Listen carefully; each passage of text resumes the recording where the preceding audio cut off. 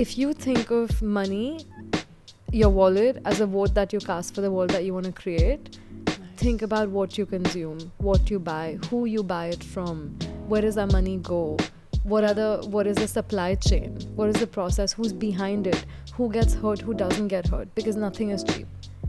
Nothing is cheap. If you're not paying the price for it, somebody else in the process is paying the price for it. And if it's not people, it's nature. But you have to factor in the world that you're creating with the power that you have, which is money. Wow. Because that's how you create demand. That's how you create change. Hi, everyone, and welcome back to another episode on the Changemakers podcast.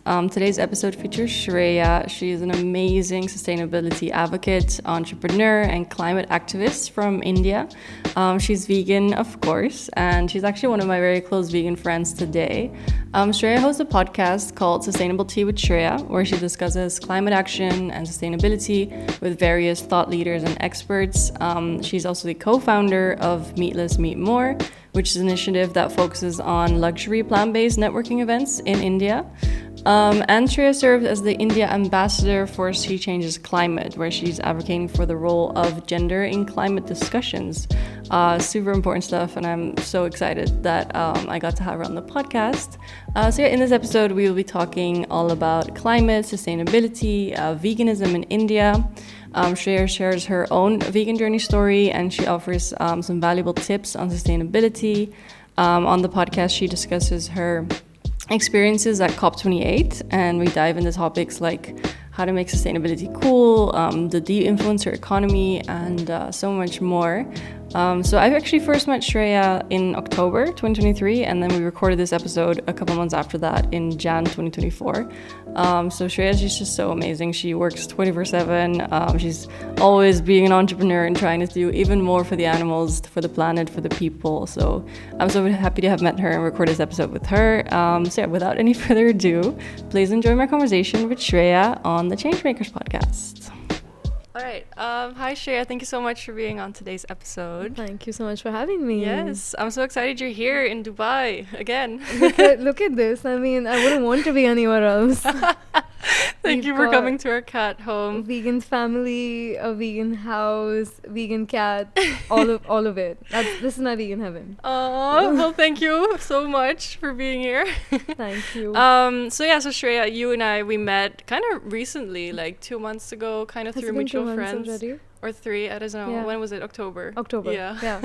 And I'm super excited to meet you because you're all in the vegan space, in the sustainability space. And I'm so excited for people to get to know you better, for me to get to know you better as well on this episode. Your Instagram handle was Farah Vegan. Like, that's my girl. Like, I know I'm going to get along with her. I don't know if you feel this way, but whenever you know someone is vegan, it's almost 100%. Like a layer of filter, right? That it's already approved. 100%. Just like, I know she's going to tick all of my boxes. I know, because when I found out as well that you're vegan, it's like, like you just have the same mindset, you have the same, you can connect on that level, you know, same values as well, right? I think you're fighting for the same reason. 100%. You would have a layer of empathy no matter what. So and you like cats automatically just because you're a vegan, so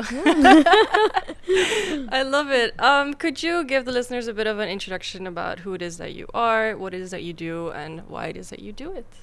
I've been honestly trying to figure that out myself the last year, because I've always been a startup founder. I've always been, running from one startup to the other. So it's so easy being a CEO, a CSO, co-founder, founder, director, all of those labels are really easy and they're straightforward.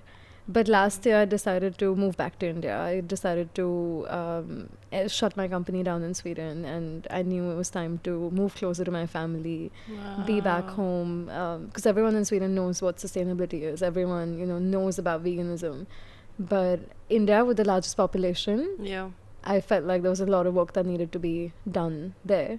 100%. So I'm trying to figure out what being an activist looks like. If there's a structure to it, if there's a form and shape to it, and how to solidify that, how to make advocacy cool, how to make advocacy relatable, how to not be preachy. So I think that's something I'm still figuring out. But I call myself, like, I'm a microphone. I think I'm a human microphone for sustainability. I've become a human microphone for animals, and that's something I've done in the last year. That's so cool. My identity has shifted from doing work as work and doing work for a startup and in a startup to doing just work as love, as passion. Wow, what a Whatever journey. that- yeah, That's it's amazing. It's been really cool. Yeah. So Unstructured but cool. that's amazing that you've kind of also realized that there's this gap in India, and you're like, let me go fill it since you're from there, and you have all this knowledge as well that you've built up over the years. That's amazing. So tell me about your vegan journey, which I actually don't know yet. I don't know, like, how long. I know yours either. Yeah. Yeah. I don't think we've shared We've not shared our the vegan trigger journey point, story. the catalyst. Yeah. So I'm from a Jain family. I grew up vegetarian. Right. And I know from, reading religious scriptures and going to, religious gatherings that ahimsa is a big part of Jainism. Yeah. And ahimsa just means non-violence, doing no harm to any living being. Yeah. So that's a principle that was always there.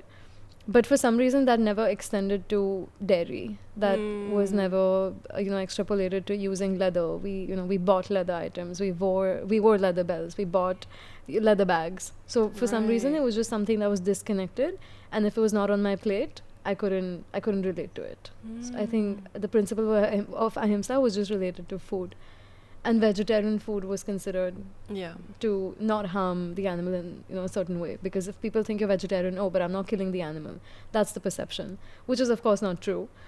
Growing up Jain, growing up vegetarian, I moved to Singapore. I did most of my schooling in India, and when I moved to Singapore to do my undergrad in sociology, I remember there was a course, there was a module that I'd picked up, sociology of food.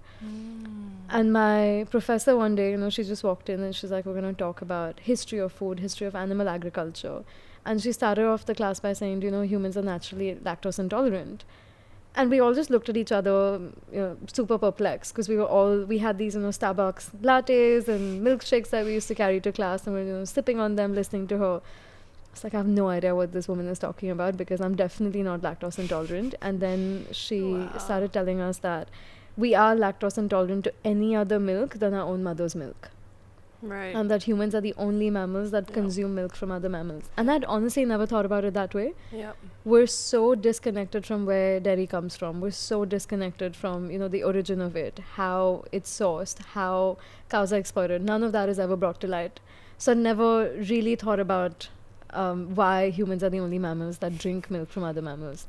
So that, I think, sowed a seed in my head. I went back. I remember going back to my dorm room. I watched What the Health. I watched Cowspiracy. I watched Dominion. All of these, brilliant documentaries that I remember back in the day. This was way before Game Changers. This was way before, a lot of other cool documentaries that have come out since. But it definitely made an impact. That connection, empathy to animals, but also environment, sustainability. There's so many factors that intersect with each other. I couldn't unsee it. I don't think you can know that, know the truth, and immediately turn a blind eye and go back to eating dairy. I didn't look at dairy the same way. The lens and the filter that you have, that kind of just changes. Yeah. So I think it was that. It was overnight. It was almost overnight for me. And how long ago was that? 8 years ago. Wow. So 2016. Do you have a vegan anniversary? I don't actually. I know it was sometime like in the summer. It was it was May 2016, if I'm not wrong. Wow, amazing! Yeah, Congrats so on it'll be 8 years this vegan. year. Yeah, thank you. It's been very interesting. Yeah. But I've learned a lot along the way. Definitely. I think so. Since you've come from a Jain family, so you've never eaten meat or eggs. Eggs? I wouldn't say I haven't eaten eggs, because even as vegetarians, sometimes if you can't see it, like in it's cakes. not there in cakes and pasta and bread. But just meat, so basically. I think I'd ignore it. No, meat. I've never tried meat. That's amazing. I wish I'd never eaten meat. You know what I mean? But like you said, we're so unconscious. We just don't know what dairy. We're grown up with this idea that milk is just normal. It's something that we consume from a cow, and we just don't make that connection that it's like another species whose milk we shouldn't be drinking. Yeah, another mother. Yeah, 100%.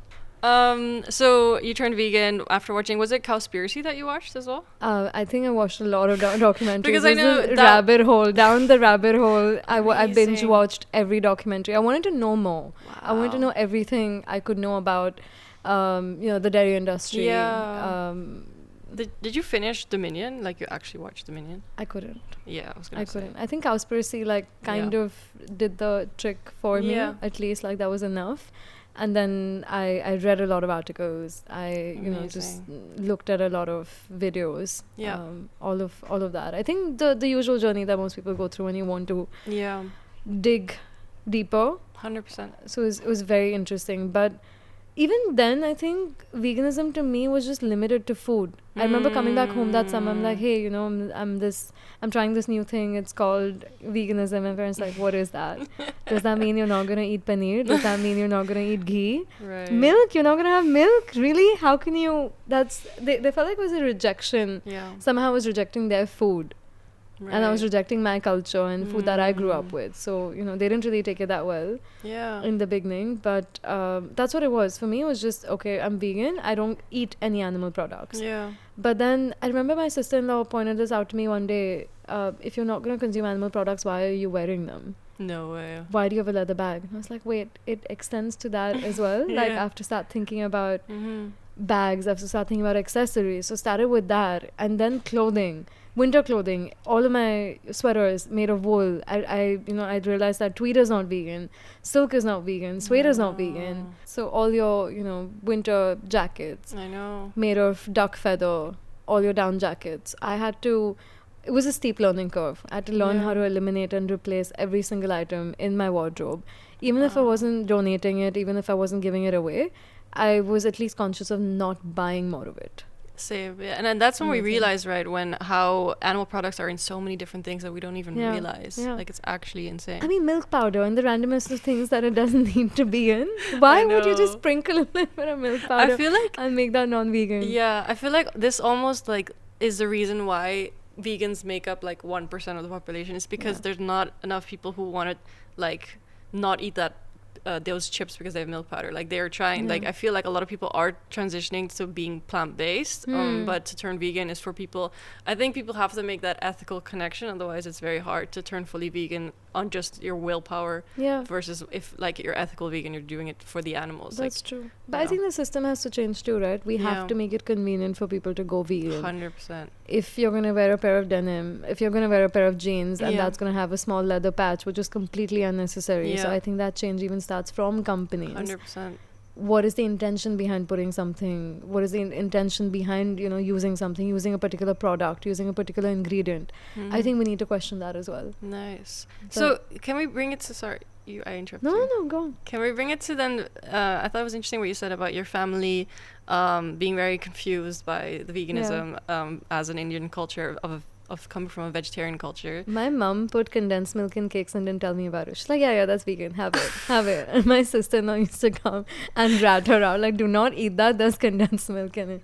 So it took, I mean, she did that. I don't think it was out of, I don't think she did that out of bad intent. It was just something that was new to her as well. And if you've been vegetarian or if you've eaten a certain way around your family for like say 21 years of your life, and suddenly they're gonna have to get used to you being a new person and you adapting to a new lifestyle. I think you have to give them a bit of room to change and shift as well. So, funny what you mentioned about condensed milk and stuff with your mom, because when I was living in India, I realized that people, they don't really understand. If you just say no dairy, they don't really realize that, like, butter, for example, is also dairy. So I remember I was in this mithai shop and I was very excited about buying, like, Indian sweets that were vegan. So I went and asked, like, which one's vegan? Like, and they didn't really know the word vegan. So I was like, is there no dairy, right? And they was like, no, there's no dairy. There's no dairy in any of it. Then I was really excited. So I was like, okay, fine, this one. Then I get home, I make a story of it. I didn't eat it yet, but I made a story of it, and my friend comments, she's like, girl, that's not vegan, there's ghee in all of that. Oh god. Yeah. And then I had to give it to my neighbor. But I'm sorry. I know, but that's the thing. So they don't realize that ghee in itself is also dairy, and I think ghee is probably the biggest concern for people who are traveling to India or being vegan in India. You have to watch out for ghee. It's like in a lot of things. I feel like it's almost invisible. Right. Paneer is visible, cream is visible, milk is visible. But I feel like with ghee, a lot of people don't make the connection because we use it in almost everything. Right. It's also considered really healthy. It's considered pure. We use it in like puja offerings, and so it's just something that's so integral to cooking and festivities and celebration in general. Yeah. That I feel like they wouldn't have really made that connection between dairy You're right. that doesn't have dairy, but maybe ghee is not part of that category. Yeah. But that's actually the fact you mentioned about you finding out about lactose intolerance, right? And I think India, isn't there a percentage of like 80% or something of Indians or Asians are like lactose intolerant? And then to imagine they're using ghee, they're using paneer, they're using so much dairy every day, and it's so bad gut for the health. Imagine. Yeah. And I've actually been noticing this, that a lot of people who have gut health issues, bad gut, I know their nutritionists and their dietitians are actually recommending them to go off dairy for a while. That's great. I know a lot of my friends, family members who've been advised this, and they've actually seen recovery. They've actually seen really like fast recovery. That's and amazing. their gut health improve just by going off dairy. But that's great news. So there is like becoming more knowledge about it, that we should steer clear from dairy and stuff. I think it'll come over time. Yeah. I think one thing that I've realized is living in Sweden, living in Switzerland for that long, and then coming to India, you can't copy paste the model that exists in the West and apply that in India. That just doesn't work. You're talking to two very different demographics. You're talking to two very different cultures, for that matter, very different practices, and the way we look at food and the way somebody else looks at food is completely different. And you have to take care of those nuances. You have to consider those nuances when you're trying to evoke empathy. So for me, mock meat, alt protein, all of these things, that's great. Like when I was living in Sweden, I would consume all of that. Now that I'm back home and I have access to fresh food, I have access to local seasonal vegetables. India, I think we prioritize either making our own food and not really having packaged food, not really having frozen food. Right. So when you localize and contextualize plant-based food and plant-based living to that population, that's when it starts making sense. Yeah. You can't be talking to them in terminologies and languages and words that they're not used to. Yeah. That's great advice for advocacy in India, because I realize as well they see veganism, if you present it like as a concept from the West, they see it as that's the West. That's not how it's not for us. Yeah, exactly. That's when the whole concept of veganism being this like elitist concept, 100%. Veganism being expensive, being inconvenient, foreign, all of these things they come in. But again, when you draw it back to Ayurveda, when you draw it back to our history, when you draw it back to our culture, our roots, that's when it starts making sense. 100%. And I've learned that about sustainability too. When I first moved back, everyone told me the same thing. If sustainability is not going to work in India, it's not for us. We have other needs. The Maslow's hierarchy of needs, right? If you're thinking about clothing, food, shelter, why is somebody going to care about recycling? But recycling is not the problem. Recycling in terms of impact, like I don't think that's the area of focus, but as the world's largest population and where we are based, we're already seeing the impacts of climate change as a country. So it is something that we need to care about whether or not we like it, because we are the ones who are going to be the first and foremost affected by it. Wow. But it's also with sustainability, that is something we've practiced for hundreds of years without naming it sustainability. It was just way of life. We always recycled. We always, mums always used to tell us to finish food and not waste food. What is that? Yeah. That is sustainability. Yeah. Me, getting hand-me-down clothes from my mum, carrying a cloth bag whenever they used to buy groceries, right? All of that was sustainability. Yeah. Using metalware, having chandika bottle and silver bottles and silver glasses back home and metal glasses at home. That was sustainability. Yeah. So why have we come up with these fancy words and we want to make that palatable, whereas we could just go back to what we used to know? I love that. And revive that. Yeah, but that is so true, because in my experience of living in India, like it's very, when it comes to even water use, like you drink water from a filter that comes from a tap. While in Dubai it's very common for people to get it from like packaged water and stuff, and like in India it was so sustainable, like drinking from that and just filling up your water bottle and like from filtered water. That was a way of life. Yeah, so it's very simple. So it's kind of it's I love this concept that you're saying, this sustainability word versus like the vegan word. Like these are all words that are these people have these ideas about it, and they might sound scary to them, but they're actually very simple things, like drinking the filtered water or taking a cotton cloth bag to not wasting food. Yeah. Reusing a piece of cloth until it was scrap. So using old saris, using old shirts. I remember if you couldn't wear it anymore, we used to tear it up and use it as cleaning cloth. Wow. that it's just simple stuff like that. That's upcycling, right? It's just a fancy term for reusing what you already have until it can no longer provide value. So one of my questions to you is like, if people who want to be more sustainable, like what steps could they take just to have a lighter impact on this earth? Yeah, I think we complicate sustainability quite a lot. It has become, this lifestyle that is almost inconvenient, that's unattainable, that you might have to give up everything to be sustainable. But I really don't see sustainability as that. I've never sacrificed anything. It's honestly, for me, it's about finding joy. It's about finding my purpose and how that ties in and how I can contribute to the movement. So the one thing that I tell all my friends is find out what you're passionate about and see what impact you can have in that area. If you're, if you're into music, I know composers who've written songs about the environment, who do, these really cool concerts that are about nature conservation, that are about nature protection. If you're a writer, you contribute, with your words. You write about the state of the world. You write about what's happening in your country, in that area.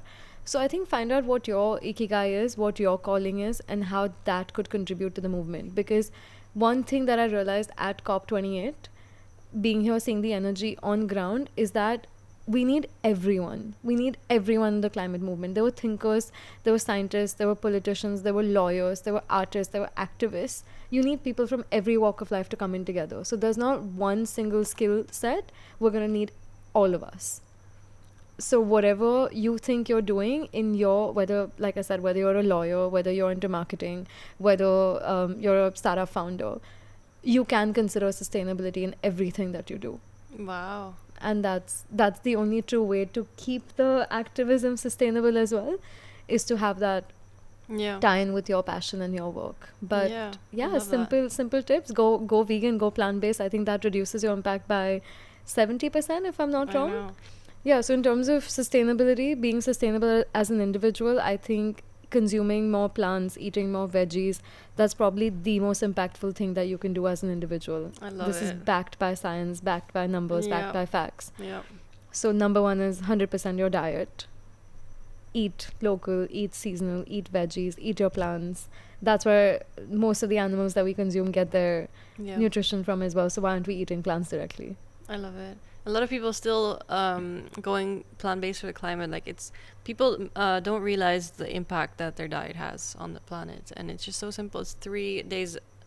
Sorry, it's 3 times a day that we're making these choices that we can. Those are simple choices that we can make, and that will benefit the planet. A lot. Would you want to talk about? You mentioned that you were at COP28. Do you want to talk a little bit more about your experience there? It was my first COP. It was so incredible cool. In so many ways. It was, and I love seeing you there. That was a cute little vegan meetup. Yeah. But I loved the energy. I loved meeting so many like-minded people. Yeah. A lot of COP was, of course, heartbreaking. The negotiations, what came out of it. It was definitely not what we expected. It wasn't enough. There is a lot more that needs to be done, and we don't have a lot of time. Yeah. So there was pain, there was grief, there was anger, there was heartbreak. There was a lot of activism on ground. There was a lot of fire on ground. So just to be a part of that energy and to feel that probably is what got me through. But at the same time, so much hope, so much optimism, so many people working towards something together. So to see that collectivism, to see that there are people out there really trying to figure out how they can collaborate, how they can work together, and how they can make this movement bigger, that's what gave me hope. Wow. So in terms of meeting climate activists, meeting climate change makers, I think that was the COP experience for me. Yeah, fair. Like a networking, organizing, making plans for what to do next. Yeah. Because I said this after COP, that you don't really need to be a leader to lead. There's a lot of work happening on ground. There's a lot of cool solutionists. There are a lot of change makers. There are a lot of entrepreneurs bringing in and working on some really cool solutions. Nice. And if, we don't see action from up top, you're going to see that bottom up. Amazing. Because people are rising. Yeah. That's really great. I feel like it's probably all young people that were doing this. Yeah. Trust me, there were people from all age groups, which is what That's that was so heartwarming. Yeah. To see that age didn't matter, nationality didn't matter, Nice. color didn't matter, none of that mattered. We were just there for United. one reason. Yeah, united for a cause. That was COP. Yeah. Amazing. And then can we talk about veganism? Was that very apparent at COP or not?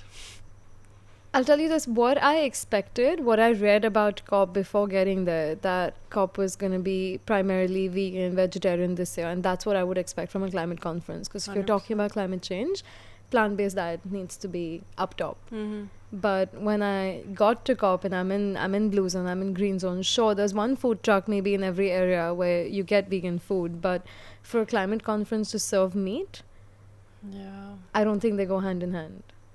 It's crazy. Just that juxtaposition and that placement didn't make sense to me. And there were lounges in the blue zone where there was exotic meat being served. There's red meat being served. So that was so one weird. Big disconnect for me. But at the same time, there were other incredible food trucks. There was Brunch. There was Wild in the Moon. Seva. All of these incredible food trucks that were serving some delicious vegan food.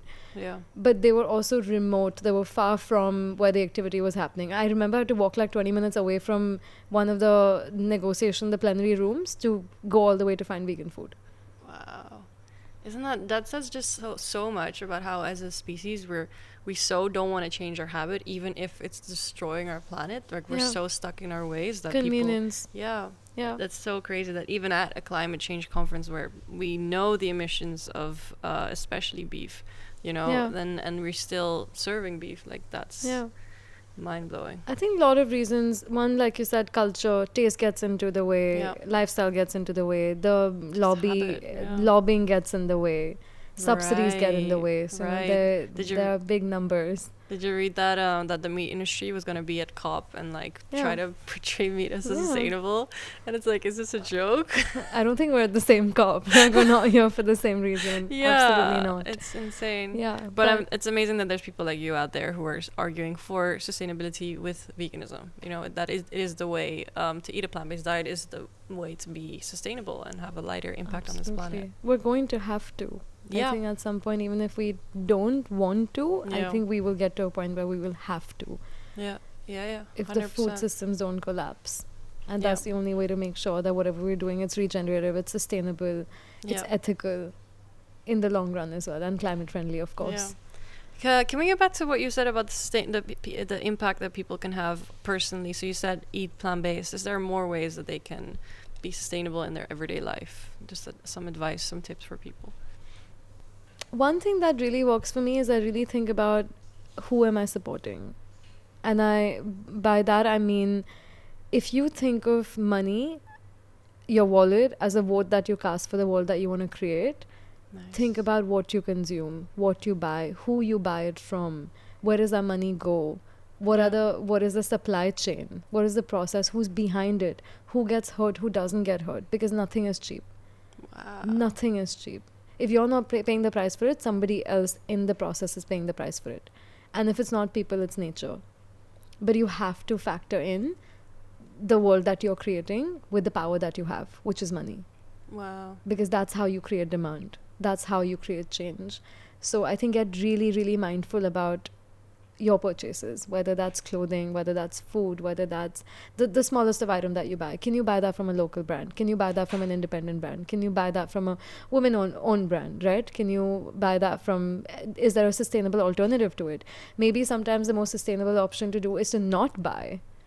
Because somehow I think we've bought into this idea of sustainability as consumerism, that if I want to get a reusable bottle, you could just use the one that you have at home. You don't need to buy another reusable bottle for that to be sustainable. Same with clothes. Can you borrow that from a friend? Can you wear something your mom has? Can you wear something your sister has? Where is the shame in asking? Where is the shame in repeating clothes? Where is, why is there shame in all of those things? Why is there stigma to wear rented clothes?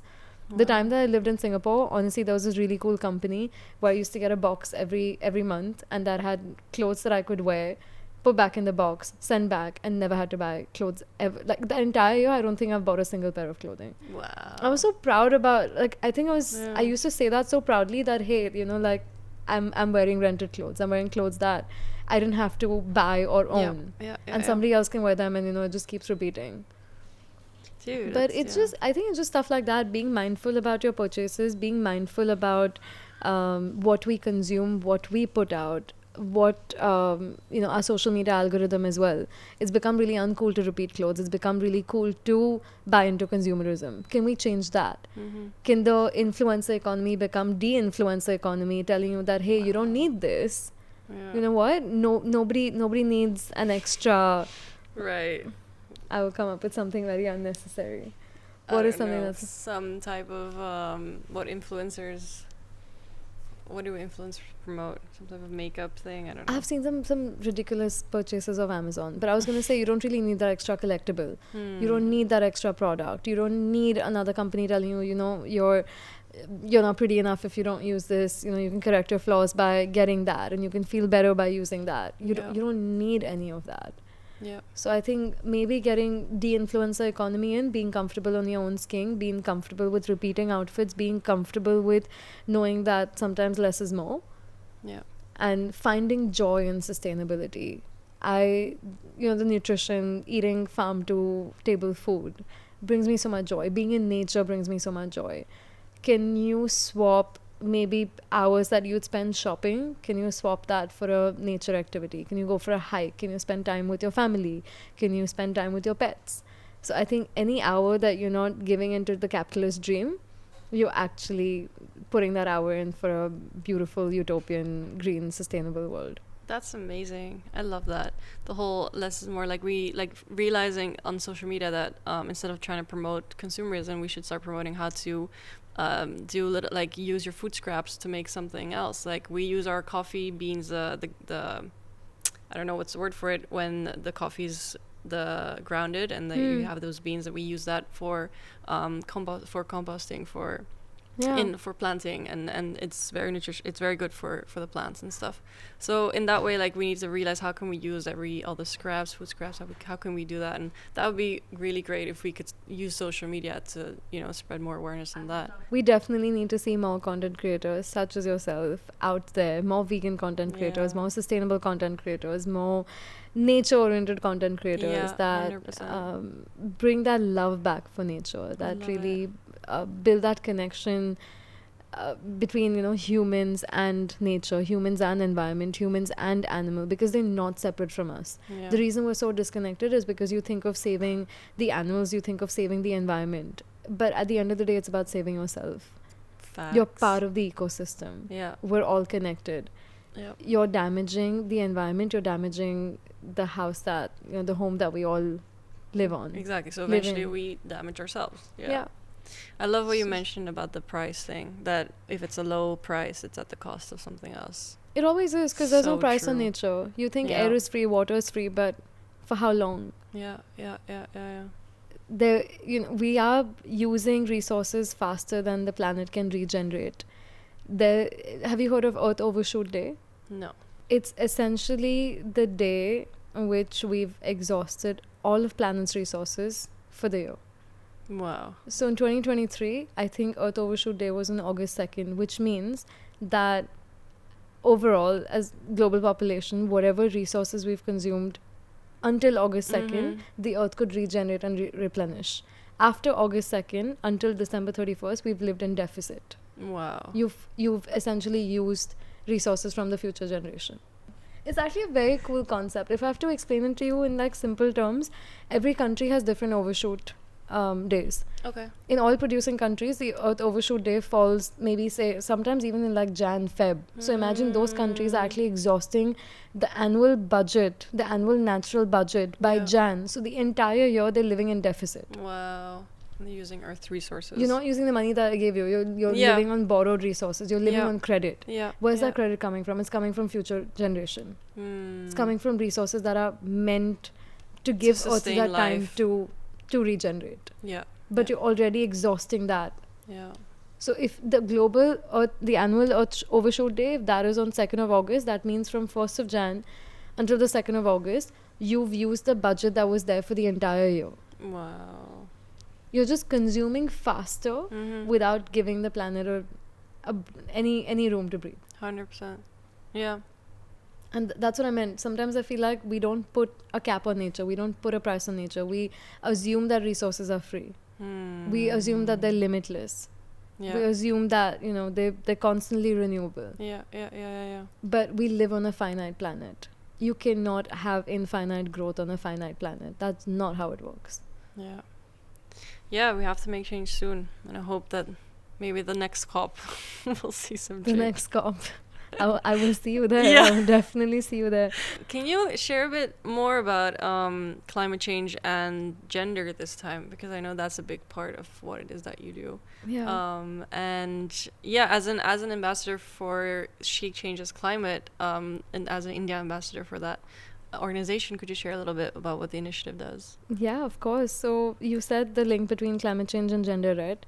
I studied gender studies. So when I did a double degree in sociology and gender studies, and then I did my master's in sustainability. Nice. And when I was choosing these subjects, I didn't know how they would tie in together. I just didn't see the connection between sustainability, climate change, and gender. But I found out about this really cool organization, She Changes Climate, and what they do is they advocate for more women to be in climate leadership, in climate policy, in decision making, because everywhere where decisions are being made for women, they're not being made by women. Wow. Women are absent on tables where decisions are being made. Isn't that insane? Especially on matters that affect them. Yeah. And that affect them before they affect anyone else, and affect them more than they affect anyone else. Yeah. So I started reading about the impact of climate change on gender, and I realized that women are first and foremost affected by it, and they are the front lines of it, and they should be the ones leading the movement. Right. Because every single climate change impact that I see in India, women will face the biggest brunt of it. Could you elaborate on what you mean by that? A really simple statistic: floods. I didn't know this about floods, but I grew up in a really small town in India, and every monsoon season, the entire village was underwater. Wow. And I read this recently after drawing the connection that in floods, women and children are the ones who are most likely to die. Imagine, because of a cultural misbelief that women and girls are not taught how to swim. They're not allowed to swim. Wow. Yeah. Floods being one of them, but in a lot of other cultures, they are the ones who fetch water. They walk for miles to get water. Imagine heat waves. Imagine drought. Got it. Imagine the rise in sexual violence, the connection between sexual violence and climate change. Any climate-related disaster, when a family loses its income, women has to bear the brunt of it. You see a direct uptick in sexual violence, domestic violence, right after any climate change-related disaster. What? The connection between child marriage and climate change, which is something that I don't think I could ever draw the connection. Yeah. But in situations of flood, in situations of drought, anytime family loses its income, the first thing they think is child bride, the bride price. Yeah. Wow, man. So this is still prevalent in countries like Pakistan. It's still prevalent in countries like India. It's still prevalent in South Asia. Wow. Where there's a direct relationship between child marriages, child brides, and climate change. Direct relationship between sexual violence and climate change. Direct relationship between the number of female deaths and climate change. Wow. And can I ask you about the climate representation? How is that ratio, that percentage? Abysmal. Yeah. When at the COP28 itself? I think this year there were 38%. 38% of the delegates were women. Okay. Last year was 36%. Wow, okay. But there have been pictures that you've seen of our world leaders together where there's maybe one woman in a sea of 50 men. I know. That's what we're dealing with. Yeah. And factually, if you look at countries that perform better on climate change indexes, they're led by women. I know. Which is why we're advocating for more women to be given a seat at the table. So that is what She Changes Climate is all about. That's what we work on. We work at the intersection of gender and climate policy, leadership, decision making, campaigning, advocating, collaborating. Amazing. I'm happy that you're a part of it. I honestly, it's the best decision that I made in 2023 is to join this team of incredible women. They went door to door. We went pavilion to pavilion, got countries to sign the inclusion and diversity pledge to get more, at least to have 50% women on their delegation team. Exactly. Norway signed it, Netherlands signed it. Wow. It was that's awesome. Yeah, it was really cool. The Red Cross, they signed it. So there were, I think, the momentum is growing. Because isn't that so crazy that on this planet we are 50% male and female? I think it's even 51% more. Yeah. But I mean, like, and then the COPS shows 38%. Like, it just doesn't make sense. Yeah. Like, where are people? Like, people should be questioning it. I'm happy that She Changes Climate is questioning that. Yeah, you know? definitely. Amazing. Need more women in climate space for sure. Yeah. So then, now that you're working with She as an ambassador for She Changes Climate, what's next for you? What are your future projects? Anything that you're excited about in 2024? Lots of things. I think activism is going to take on a whole new meaning for me. We're going to do it at a much bigger scale. We're going to grow a community in India of She Changes Climate activists. We're going to do so many campaigns on ground. We're going to teach girls and women in flood-prone areas to swim. We're going to do swimming camps. We're going to do sustainable menstruation camps. Wow. We're going to, work with organizations that work around child bride marriages. We're going to work with organizations that work with sexual violence in climate change disaster-prone areas. So there's definitely a lot of on-ground work happening next year.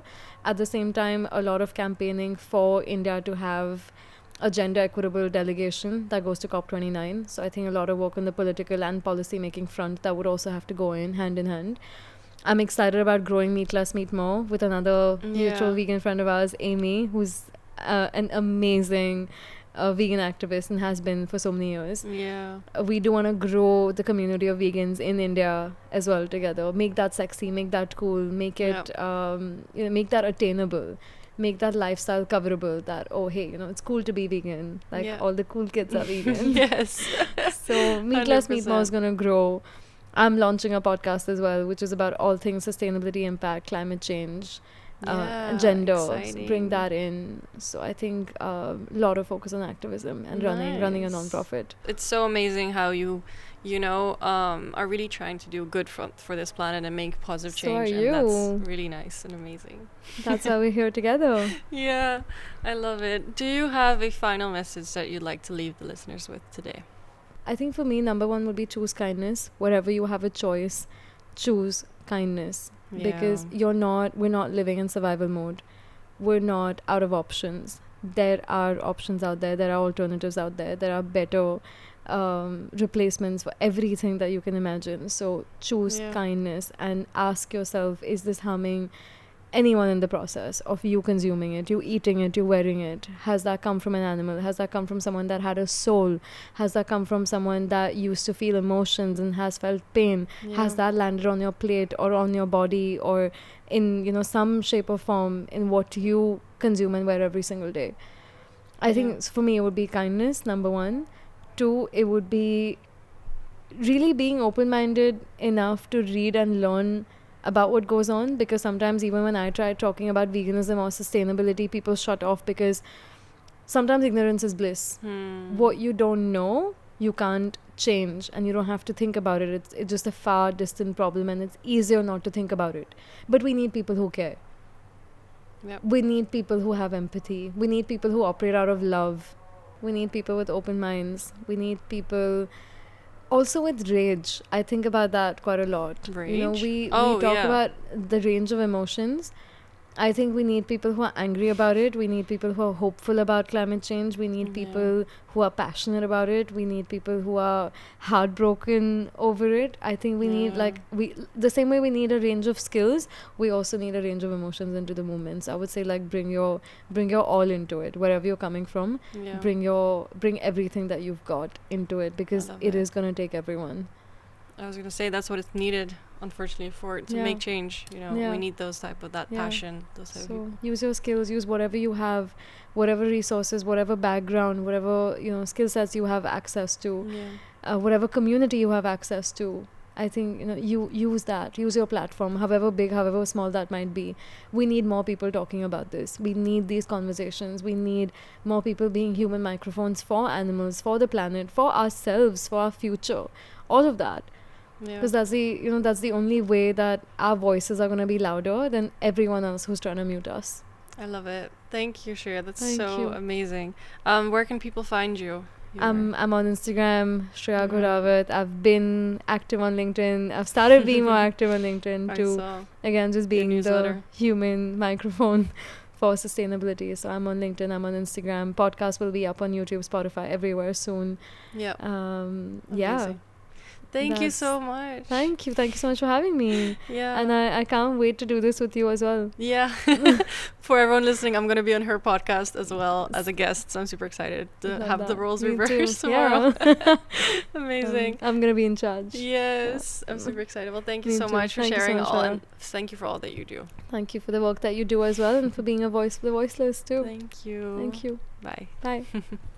Thank you so much for tuning into the Changemakers podcast. My name is farahamberh, and I hope that you enjoyed the episode. If you did, it would really mean the world to me if you could rate the podcast, and also remember to follow the podcast to stay updated on new episodes. Thank you so much for tuning in today, and I will see you in the next one. Bye.